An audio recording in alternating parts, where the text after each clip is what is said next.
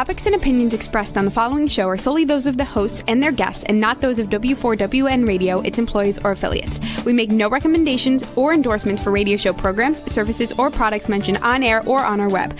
No liability, explicit or implied, shall be extended to W4WN Radio, its employees, or affiliates. Any questions or comments should be directed to those show hosts. Thank you for choosing W4WN Radio. This is Beyond Confidence with your host, Divya Parekh. Do you want to live a more fulfilling life? Do you want to live your legacy and achieve your personal, professional, and financial goals? Well, coming up on Divya Parekh's Beyond Confidence, you will hear real stories of leaders, entrepreneurs, and achievers who have stepped into discomfort, shattered their status quo, and are living the life they want. You will learn how relationships are the key to achieving your aspirations and financial goals. Moving your career or business forward does not have to happen at the expense of your personal or family life, or vice versa. Learn more at www.divyaparekh.com, and you can connect with Divya at contact@divyaparekh.com. This is Beyond Confidence, and now here's your host, Divya Parekh. Good morning, listeners. It's been a morning, and here's what I'm going to share with you. So, had a lot of mix-up today. So, but that's how sometimes the morning gets started. But I'm thrilled to be here with you. It's Tuesday morning, and let's see if we can get you all some very good wisdom nuggets today so that you can live your lives better. So thank you, everyone, for those who have gotten their books. And if you have not, please get our copies, Expert to Influencer and Entrepreneur's Garden. And one of the things is realizing that when I talk about kindness, it's also important to be kind to yourself because you can make mistakes. So just to kind of share, what happened is there were some incidences that were happening repeatedly. And then I was trying to get before it, but in my jest to be making sure things start on time, because last time we didn't start on time. So it's okay, let's get started on time. I made a mistake myself. And all I can say is that, hey, I am perfectly imperfect. So that said, as I've mentioned, it's important to be kind to yourself. As I always say, be kind to others. So kindness does stretch to yourself. So we are starting on time and happy to share that. And let's bring in our guest. Hi, Divya. How are you? Good.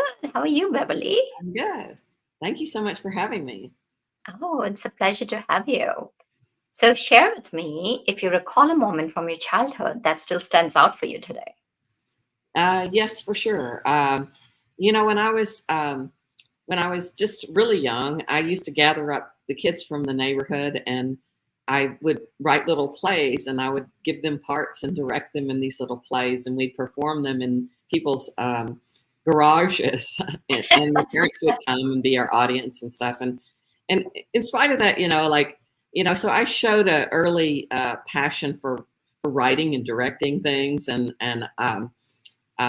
my parents thought that I should be a CPA. So that sounds so much fun, right? Finding that garages. Did you sell any tickets? No, just it was free admission for the parents and the siblings of the other kids in the play. So just the neighborhood. Right, but parents had to come, right? Yes, they had to come. Yes. Yeah. No, I go back, and sometimes I still remember, reading my stories to people, whether they were interested or not. Right. So definitely, I watched a lot of TV shows growing up that had one. I remember in Bewitched, that show, they had an ad agency. And so I decided, well, I want to use my writing skill to work in an ad agency. And that I actually did. Fortunately, I did not become a CPA like my parents had planned for me. That would not fit my personality at all. But I did go into ad agency work at one point. Interesting. Well, our parents have their dreams for us. And of course, we have our own ideas, and it's always interesting. Doesn't matter which two generations it is. I've seen multiple generations, and there's always that conflict because The initial generation always thinks they know better than the other generation. The other generation thinks, oh, you're too old. You don't know what I'm thinking. So as you grew up, did your interest in writing and stage acting and directing, like, did it continue in high school? Um, not not so much. Not until like I got to college, and I had declared a business major, really trying to uh, take the practical decision that my parents had recommended. You know that this is your sure shoe in for a career, which I've come to stand totally against that kind of aspiration. But so when I took my first journalism course, I knew it was a natural thing for me. I jumped right in, and my teachers were very helpful at getting me like internships. So I got practical experience because what I actually learned in the classroom, I already knew. It was innate. It was just part of who I was. And I actually had friends who were also journalism majors, and they would like buy all the books and study for these tests, and they'd get really mad at me because I'd go out partying the night before the test and not even have bought the book, not really studied, because I'm like, well, whatever the teacher talked about in class is what's going to be on the test. And I know this stuff already. So they would get mad at me because I would actually score higher than they did. But I think it was just because I was following, wasn't because I was so much smarter than them. It was just because I was following a path that was really natural to me. And it was just part of, when I heard something, it's like, yeah, I understand that. I know that. So it was reaffirming to hear it again. But I didn't necessarily have to study to become a journalist. I just had to practice. Well, the aptitude does matter. And sometimes it's people can cultivate different skill sets. Definitely you can cultivate. But there's also something, if something comes naturally to you, Yes. it's so much more easier to hone into it. And as you mentioned, that you also had that trick of the trade that usually professors, if they're emphasizing the points in a class, Yes, exactly. they're sure to include it. And because they want to see who's paying attention, who's not paying attention, especially in college. Mhm. So, As a so what writer, were I was you? very good at taking notes. And so, I could Mhm. just review all my notes and I could write really fast and, pretty much write down everything that the teacher said. So that's how I studied. I just reviewed. So, Very cool. So, what did you major in?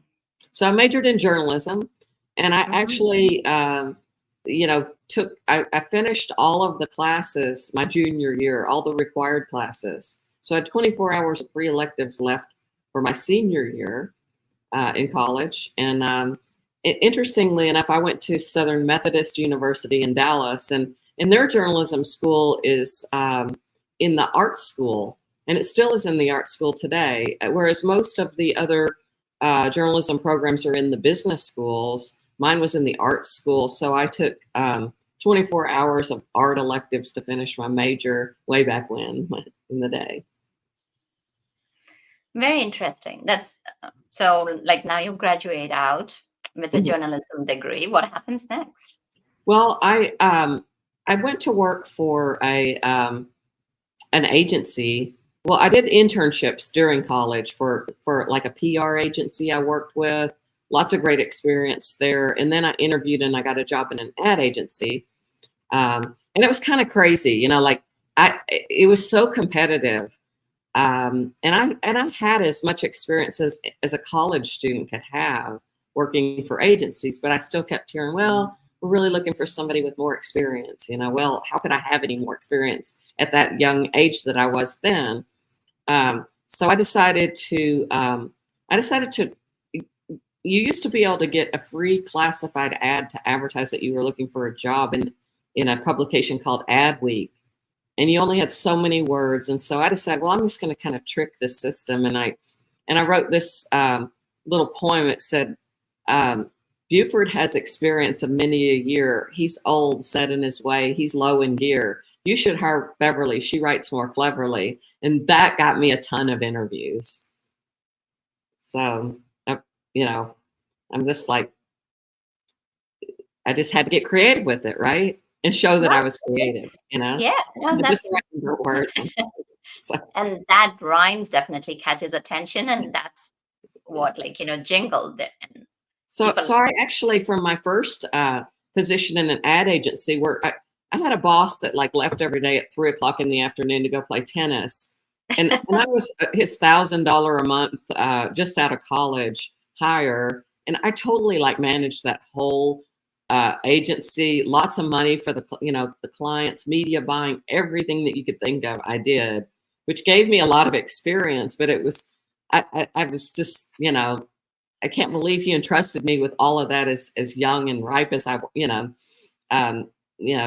I was just out of college, but it was a good experience, and it actually landed me which I pursued the job that I really wanted at another agency, and I actually did go to work for an agency that with a fantastic mentor, and this was a public relations agency, and my true mentor, his name's Jerry Todd. He was a big PR guy, very well known, fantastic accounts, and he passed away a couple of years ago. And in his obituary, they said Jerry Todd's agency was compared to like the Mad Men agency, and I love that show. That was what I had always dreamt of, and I love that job. I never was paid very well, and I didn't like the confines of having to go to a job every day, not for that kind of money that I was making. So I eventually left and started my own PR agency. Worked out of my house from way before COVID ever hit. I've always worked out of my house. So. oh, nice. So tell us a little bit more about your journey into the PR agency. Well, so I went to I went away to Mexico on a vacation, and I met a guy from Canada, from Toronto, and we had a long distance relationship. So he was the one that really encouraged me to, you should be working for yourself. You've got a great education, you've got a lot of great experience, and so when we got serious in our relationship, after a 2-year long distance relationship, I moved up to Canada because that's where the opportunity was at the time. I've always been a native Texan, and at that time, Texas was in one of its down slumps, especially where I was because of the oil industry issues and stuff. And so Canada was meanwhile booming, and so we ended up landing a fantastic opportunity with the Canadian wine industry, which was just great, But and then I got into publishing kind of by accident. We took on, we were really trying to diversify so all of our eggs weren't in one basket, even though the wine industry kept us pretty busy. We got hired to do this home building industry magazine that was part of a magazine group. And that led to helping them establish new editions of that magazine and other titles all across the country. And it also allowed us to transfer back to Texas. I had enough of the cold weather by then. So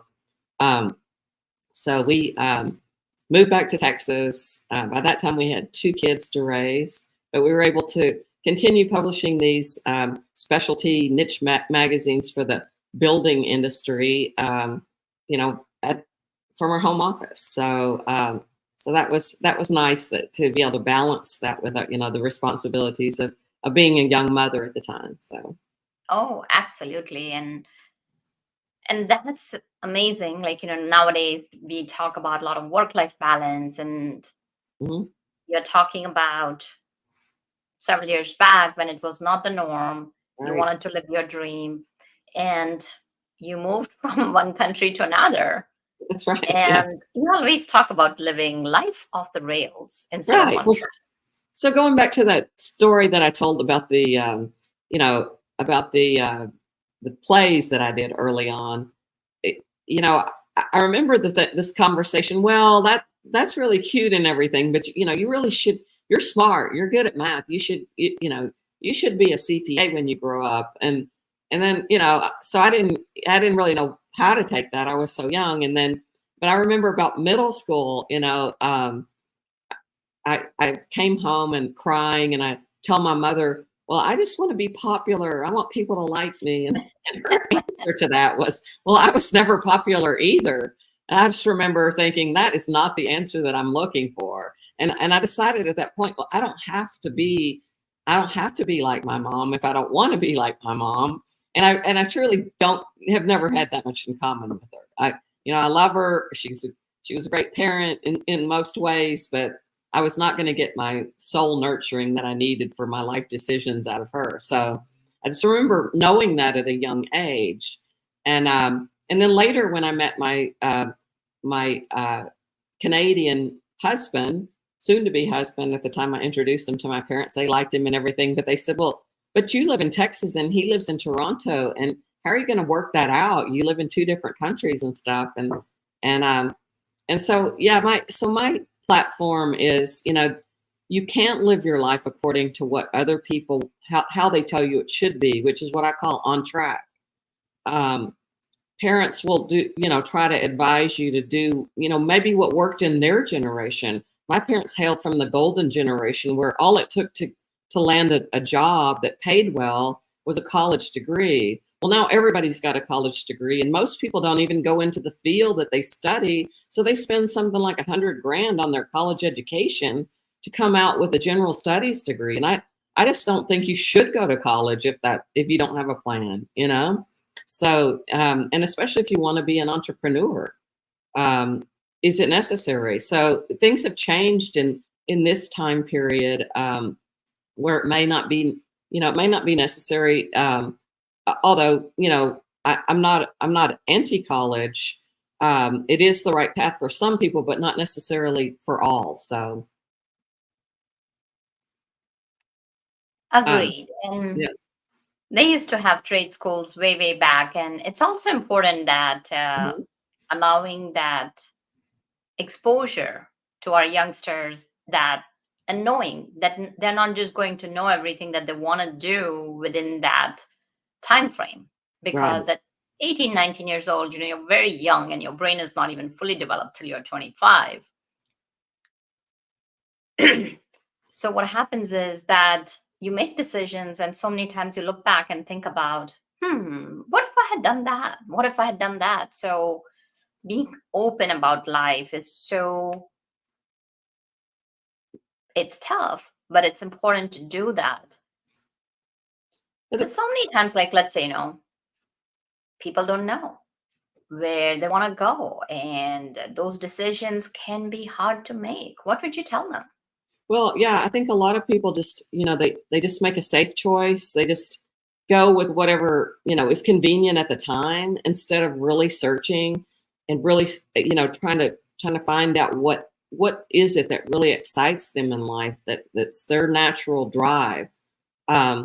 So, the sad matter of fact is they say only about, less than 10% of Americans, when they reach like their 50s and 60s, and they look back at their career choice, and also, we all know the sad statistics of marriages these days and relationships, and people look back and with regret, and people are depressed, and only a very small statistic can say, I feel like I've been living my dreams. And I would just say, if you do find yourself, in that category, first of all, you're not alone. And second, it's never too late to reinvent yourself, to become who you want to be. Maybe it's going to take you till you're empty nester years to really figure out, who is it that I want to be? Because I don't believe that people are necessarily defined by the career that they choose.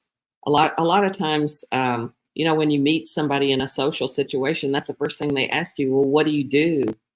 And it's supposed to be your career. I try to answer that in a different way now. My career and what I do behind a desk is not who I am.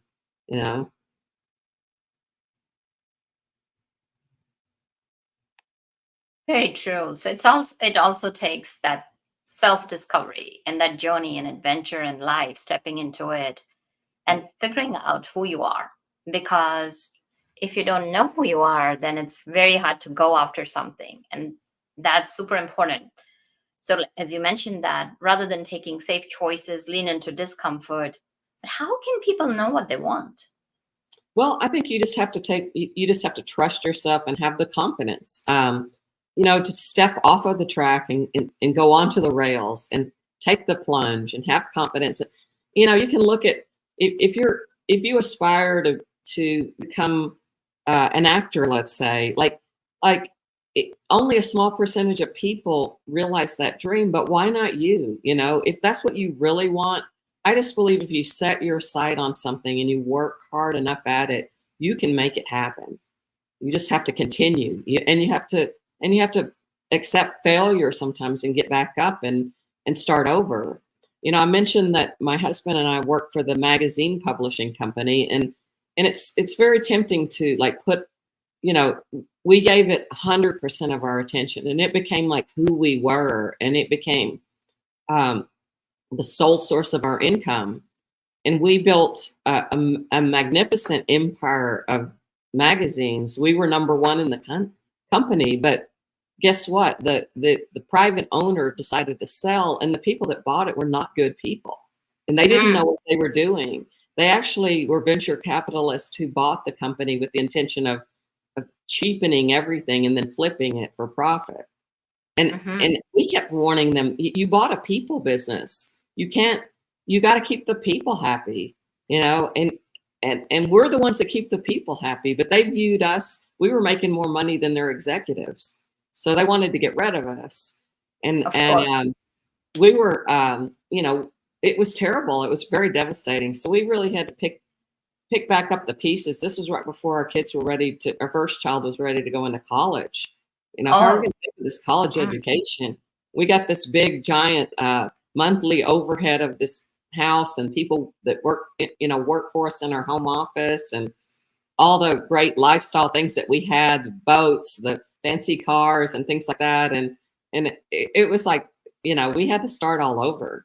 So fortunately, we still had our own local magazine that we did, and 100% of our sponsors that have been with us for 10 plus years resigned their contracts from the old company and re-signed with us, and we started over, launched our own magazine. And so, you know, so that was a boost of confidence, even though that didn't replace our income.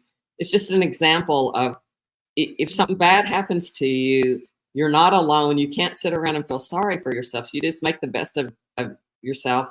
And I say we, because my husband and I have always worked together. So when this happened, it was all of our income. It wasn't like one of us lost our job. It was both of us lost our job. So anyway, we sort of knew it was coming, and I left before he did, you know, at my will, so that I could start recreating and starting over. So, but it was still tough. Of course, it sounds like such a tough journey.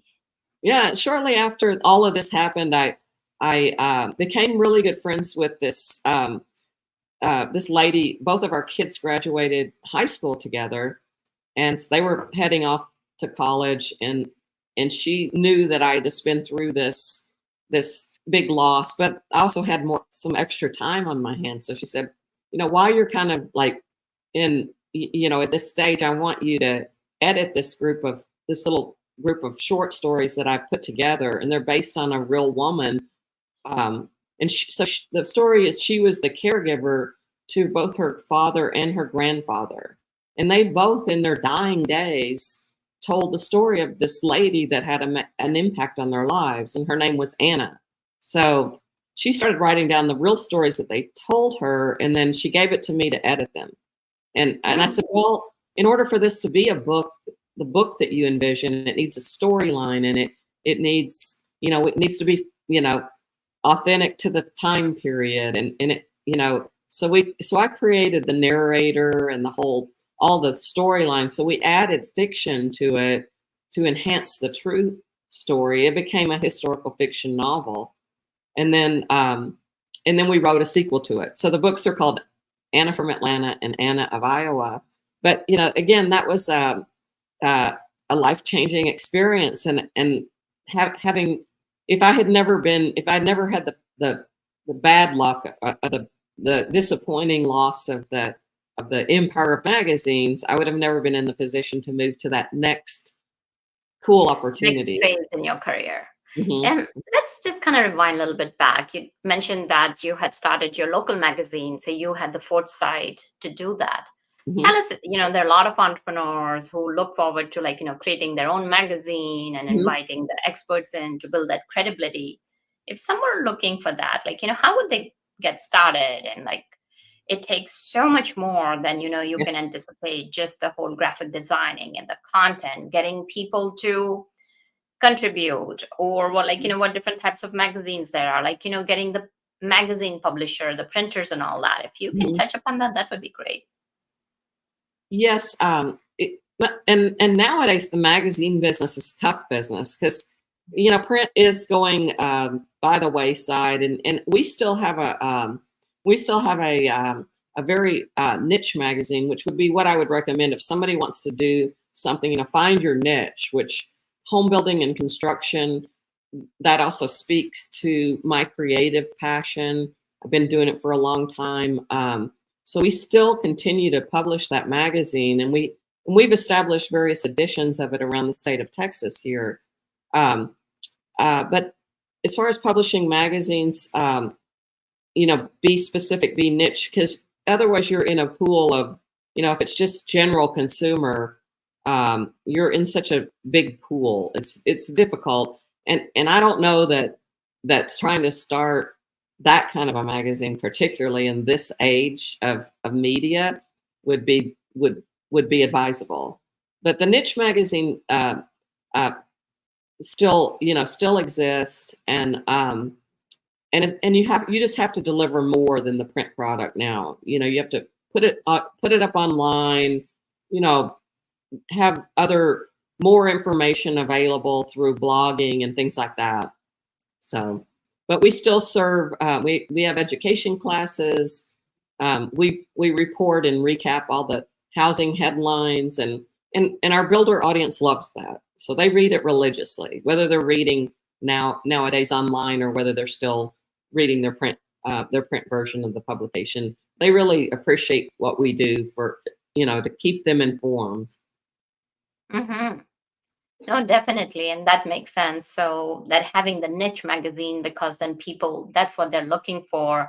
And Hmm. so many times what happens is the niche magazine can be something, especially for the brick and mortar Hmm. businesses, can be really good. Hmm. Hmm. And if they have the value added, even if it's a quarterly magazine, and if they're keeping it in their store, and especially like you mentioned, the realtor agencies, people are going into it, or financial planners, and it's sitting on that coffee table while people are waiting in the waiting room, because a lot of people still like to go in person and connect with the real estate agent, especially if you're going and seeing the Hmm. home. I mean, yes, nowadays there's all the digital photographing and all that, Hmm. so many new things And have ours is sprung up. and ours is so specific that Hmm. it's really just for the builders, people like builders, remodelers, architects, and land developers. It's really just for them. But obviously, there's an interest from all the people. Home building industry is like one of the largest industries in our country, one of the biggest contributors to the GDP.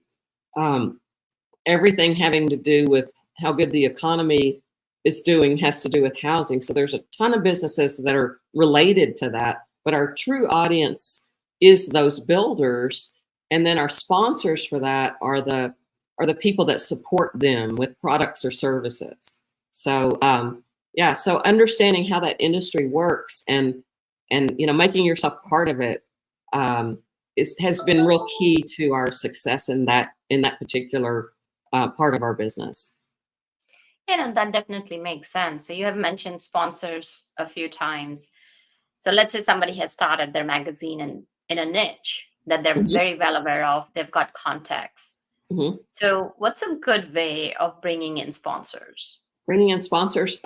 Well, just y- you know, one of the real benefits is like networking, going to events in whatever. If you're in a niche publication, for example, they probably have professional associations or a Mhm. local chapter, and volunteering there, showing people that you care about their industry, that you're not just in this as something to do. you really care about enough about their industry, you chose to be there, and being willing to become part of that community and its service is the key to everything. I for the last couple of years until last December, I did a couple of other niche publications, and these were like for really high-end neighborhoods in Dallas, where the average house in one of the neighborhoods I did was like 8 million or something, out of like 1,400 homes. I mean, that's pretty mind-boggling. So I dealt with a really, really, really high-end consumer, and the only way that I could get in their circle was to go to their charity events, to report on their charity events, to earn their trust, and then they would finally give back, referrals, or I would learn like who do you use for this, like, because in that particular niche, it's the highest end, the very best service. So I met a lot of very interesting business owners, and I would go out and talk to them, and get, ask for referrals to people of their caliber in another category that I was looking for. So it's all really asking for referrals and living part of, living in their world, whether you're talking about builders or you're talking about high-end consumers, just become involved in their world, and that's where you make the contacts. Yeah. And it's hanging out in the world of your niche, whether Correct. it's associations or clients or whoever your audience is, your reader is. And when you're hanging out there, you understand what they need. And then also, as you're talking about the referral sources, who are the vendors. So basically you're figuring out who the audience is along with who the sponsors can be. That definitely makes sense. So Right. going back to your other journey, you mentioned that you wrote 2 books. So are you still continuing in the publishing field, or are you just writing? It's one of the reasons that I decided to give up the neighborhood magazines that I was doing here in Dallas. Well, first of all, it was becoming more corporate, and I've already been down that path with the other experience with magazine publishing, and I resist being part of a corporate structure. That's just me, That's part of why I live my life off the rails, Um, so, but I really did, I really do love the audience and the people that I met in the experience. So now on my website, the Savvy List, um, I try to retain that audience by posting about all the social events, the charity, the philanthropy, and all the very best of the best as far as travel, wine, food, all of that stuff. I'm doing online now to try to retain and build that audience even bigger. So, and also on the Savvy List, I promote the books, the Anna from Atlanta series, and my husband and I together are working on a new series in our favorite destination, which is Tulum in Mexico.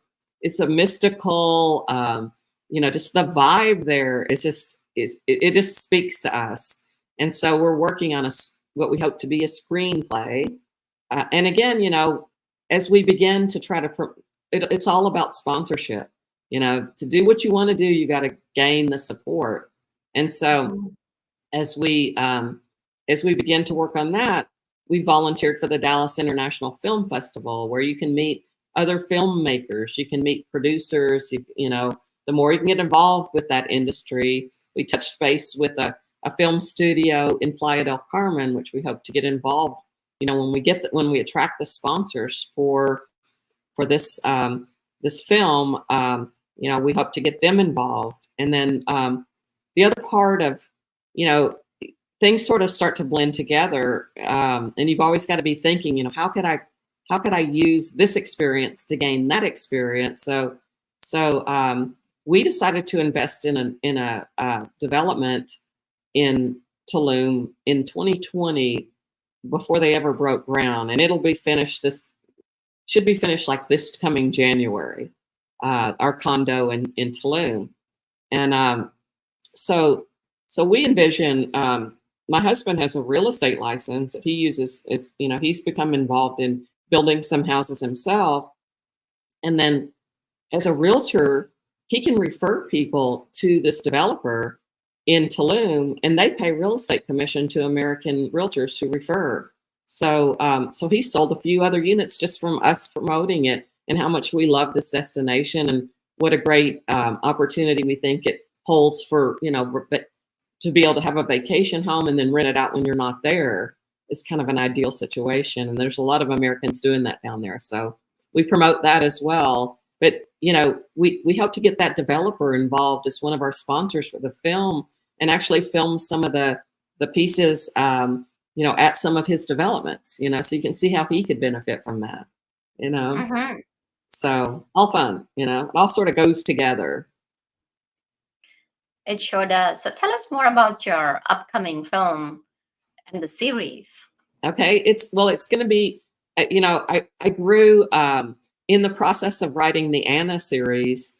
I grew to love historical fiction, and there's a lot of mysticism and historical fiction as Tulum being the last Mayan civilization, and they have the Tulum ruins there and stuff, and so it's based on some of that, and I don't want to give away the secrets, but there are some ancient Mayan descendants that are still alive and well in our series. So anyway, there's, you know, and they interact with modern day people, and they have a lot of things, you know, the ancient cultures and the way that people used to live have a lot of lessons to teach us. And I know even from, you know, my husband is of Greek descent. He reads and writes Greek still, and his parents are first generation. They both grew up in Greece. And so that culture, again, there's a lot that we can learn from these ancient cultures. We've become so on track with, you know, we're defined by our jobs, and we work all the time, and we don't take time to have fun. You know, you go back to Greece and people are laughing and dancing and interacting and socializing just like they did, you know, many years ago. They haven't forgotten how to do that. I think here, you know, we go to work, we come home, we go inside our nice houses, and we just shut ourselves in, and we don't have a lot of social interaction outside of work. And that's not the way. That's not the way to live a healthy life. And that's when, you know, you get done and then you have regret, you know, because you finish your work, you finish all your, you know, your friends are gone. If that's all you've ever put the emphasis on is your work, all your network of people that support you, after you retire, you've got nobody. You got to cultivate other relationships and other friends and some other interest outside of work. And certainly you have to cultivate, you know, just as much as I believe in finding the career that's perfect for you. Also, you know, when the time comes to choose who you want to marry, don't make the safe choice. Don't choose the one that mommy and daddy think is perfect for you. Make your own choice, and you'll know when you fall in love that you fall in love. You know, my parents did not have a good relationship, and I was determined to do better. They decided to stay married and stick it out, but I disagree with that. I don't agree with that, you know. Well, congratulations on all your successes and living your Thank you dream so much. life. And I do think it's not luck. I think it's I think it's just you know, it's because of intentional choices, and because I was a bit off the rails and rebellious and questioning everything, you know, when I was a kid. I think, you know, I feel fortunate. You know, my brother, you know, he followed, you know, he sought approval from other people and followed, you know, what other people told him to do, and did not lead a happy life. He passed away a couple of years ago, and I just wish that, you know, he could have made better choices. I'm so sorry for your loss. And Beverly, if our audience wants to reach out to you, where can they connect with you? Look me up at thesavvylist.com. That's SAVVY, thesavvylist.com. And from there you can contact us through there. And you can also find, if you dig around a little bit on the website, you can find all the, you know, different things that I've mentioned, from the home building to the Anna series to the Tulum series. All of that is on there. We also do automotive journalism, which I didn't mention, but all of our automotive stories and stuff are on there. And the best thing to do would be to subscribe to the Savvy List newsletter.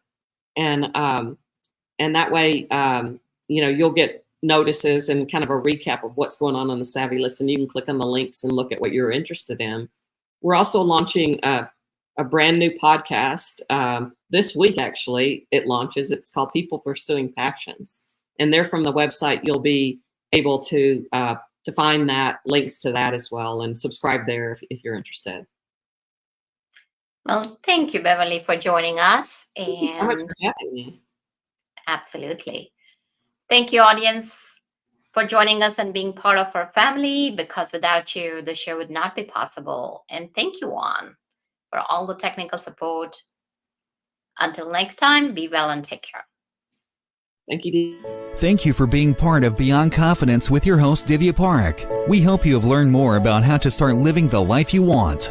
Each week on Beyond Confidence, you hear stories of real people who have experienced growth by overcoming their fears and building meaningful relationships. During Beyond Confidence, Divya Parekh shares what happened to her when she stepped out of her comfort zone to work directly with people across the globe. She not only coaches people how to form heart connections, but also transform relationships to mutually beneficial partnerships as they strive to live the life they want. If you are ready to live the life you want and leverage your strengths, learn more at www.divyaparekh.com. And you can connect with Divya at contact@divyaparekh.com. We look forward to you joining us next week.